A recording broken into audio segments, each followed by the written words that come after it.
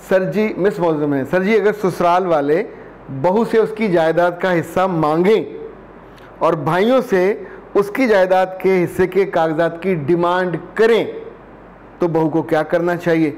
आप अपने ख़ानदान में अपने बच्चे को दें, उसकी बीवी को दें, उनके बच्चों को दें, वो आपका मामला है। सो अपने ख़ानदान पे दोबारा हमसे ये बात मत कीजिएगा कि हम आप ऐसे में अगर कोई ब्लैकमेल करे ख़ानदान तो बिना किसी डरे उस ख़ानदान के गांव में जाके उसके नंबरदार से, वहाँ के जो 4-6 लोग बड़े होते हैं, उनके लड़के की कमर में रीढ़ की हड्डी नहीं है और वो नहीं कह रहा कि ये मेरी ज़िम्मेदारी है, मेरी बीवी है, मैं इनकी ज़िम्मेदार हूँ।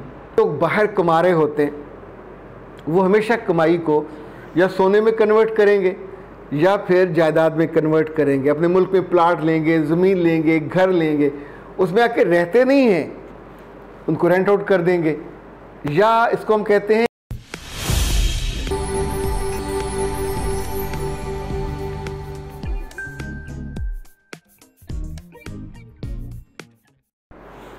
बिस्मिल्लाहिर्रहमानिर्रहीम। खातिर हज़रात, मैं हूँ अख्तर अब्बास और आप सबको अस्सलाम वालेकुम। मैं कभी कभी पर्सनल ट्रेनिंग में लोगों की आंखों में जो झिझक होती है और जिस झिझक की वजह से, हेजिटेशन की वजह से उनकी ज़िंदगियां बर्बाद होती हैं, आप हिम्मत नहीं कर पाते, कभी शर्माते हुए, कभी झिझकते हुए, कभी एक तरह का दूसरे का लिहाज करते हुए। पर ज़िंदगी अगर आपकी दांव पे लग जाए, खुशियाँ दांव पे लग जाएँ, तो फिर क्या करना चाहिए? क्या फिर भी वो झिझकते रहना चाहिए? क्या फिर भी इनकार करने से डरते रहना चाहिए? 2 सवाल आए हैं, एक ही तरह के हैं। तो इसी वजह से मैंने ये तमहीद बांधी। लाइक मौज़म सर जी मिस मौज़म है। सर जी, अगर ससुराल वाले बहू से उसकी जायदाद का हिस्सा मांगें और भाइयों से उसकी जायदाद के हिस्से के कागजात की डिमांड करें तो बहू को क्या करना चाहिए, क्या लिहाज करना चाहिए? बेटा, ये वो चीज़ है जो आपको डे फर्स्ट से क्लियर करनी चाहिए। तुम्हारा घर तुम्हारा घर, हमारा घर हमारा घर, तुम्हारा ख़ानदान तुम्हारा ख़ानदान, हमारा ख़ानदान हमारा ख़ानदान। बेटी दे के उनके ख़ानदान की तकमील हो रही है, उनको ये इजाज़त नहीं दे रहे कि आपके ख़ानदान के मामलात में वो इंटरफेयर करें।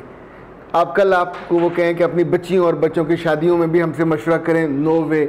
आप कहाँ रहें, क्या खाएं, क्या पिएं, कैसे चलें, उनसे पूछें, no way. So the answer is a big no is the answer. जब हम लिहाज करते हैं ऐसे मामले में, जब पूछें कि बहू के कागजात, तो आप कहें कि तुम होते कौन हो, आपका कोई से लेना देना नहीं है, वो हमारी बेटी है, हमारी बहन है, हमने उसको देना है, हमने लेना है। अच्छा, ना किए कि नहीं देना, हमने कहा हमने लेन देन करनी है, वो हमारे ख़ानदान का मामला है। अगर आप इस चैनल पे नए हैं तो इसको सब्सक्राइब कर लीजिए और बेल आइकन को प्रेस कीजिए ताकि हमारी नई आने वाली तमाम वीडियोस की नोटिफिकेशन आपको मिलते रहें और आप हमसे कनेक्ट रहें।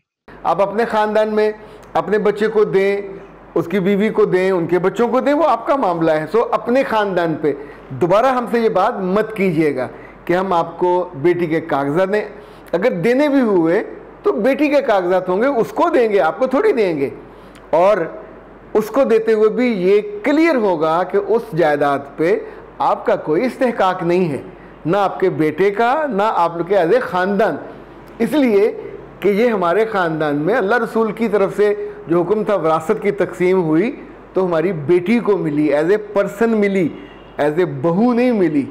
अच्छा, अगर आप ये नहीं कहोगे तो बहुत से ख़ानदानों पे फिर मामला लटकते रहते हैं और फिर ब्लैकमेलिंग वाले हालात हो जाते हैं। ऐसे में अगर कोई ब्लैकमेल करे ख़ानदान तो बिना किसी डरे उस ख़ानदान के गांव में जाके उसके नंबरदार से, वहाँ के जो 4-6 लोग बड़े होते हैं, उनसे जाके बिला किसी तौक़ुफ़ के देखें। जब वो थ्रेट दे रहे हैं तो ये बहुत मुमकिन है कि वो थ्रेट को, उनके लड़के की कमर में रीढ़ की हड्डी नहीं है और वो नहीं कह रहा कि ये मेरी ज़िम्मेदारी है, मेरी बीवी है, मैं इनकी ज़िम्मेदार हूँ, नान का, नफ़क़े का मुझे पूरा करना है। उस ख़ानदान में दें, वो तोहफ़ा है, वो उनका मामला है। पर अगर वो थ्रेट दे रहे हैं तो फिर अब आपको ऊपर से आना चाहिए, उनको वहाँ से। और इस मामले में और याद रखिएगा, अगर आप झुके तो फिर ये जितने ख़ानदानों में बच्चियों को तंग कर कर के उन्होंने लड़कियों की पढ़ाई के पैसे निकलवाए, कारें निकलवाई, प्लाट निकलवाए, एंड पे वो रिश्ता चल नहीं पाता, टूट जाता है।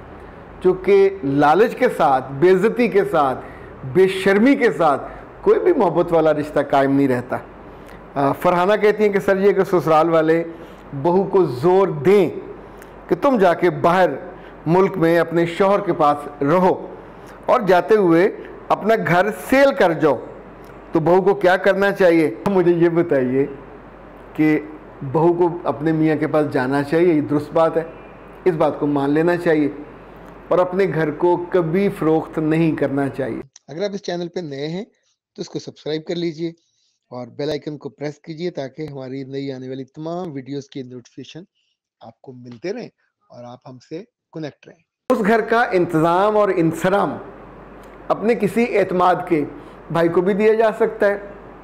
ससुराल में आम तौर पे इतने एतमाद का कोई होता नहीं है, उसको दिया जा सकता है और उस घर को रेंट पे चलना चाहिए। वो रेंट बराह रास्त आपके अकाउंट में जाए, यानी रेंट के एग्रीमेंट में लिखा होना चाहिए कि इस माह, हर माह की 5 तारीख को, 10 तारीख को जो रेंट है वो इस अकाउंट में ट्रांसफ़र होगा और ट्रांसफ़र करने के बाद जो ट्रांसफ़र स्लिप है वो आपको व्हाट्सएप कर दी जाए।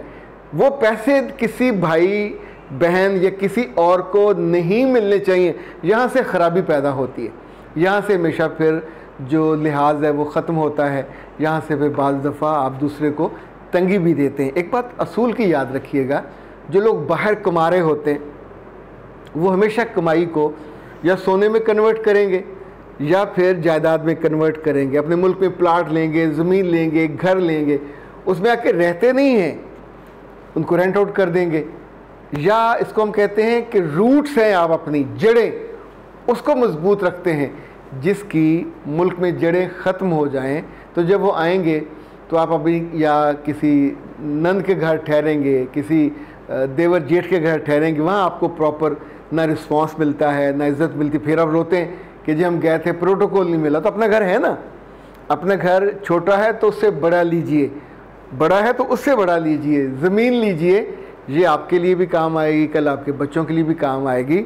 सो ऐसे मामले में ससुराल की नहीं माननी चाहिए। अल्लाह ने जो अकल दी है इसका अचार वटार डालने के लिए, फिर पुरानी औरतें थी वो अचार डालती थी, तो अकल का अचार डाल के क्या करना है, ये किसी काम नहीं आता। अकल इस्तेमाल करनी चाहिए और ब्लंटली करनी चाहिए, अपना नफ़ा नुकसान लिहाज के साथ, बद लिहाजी किए बिना।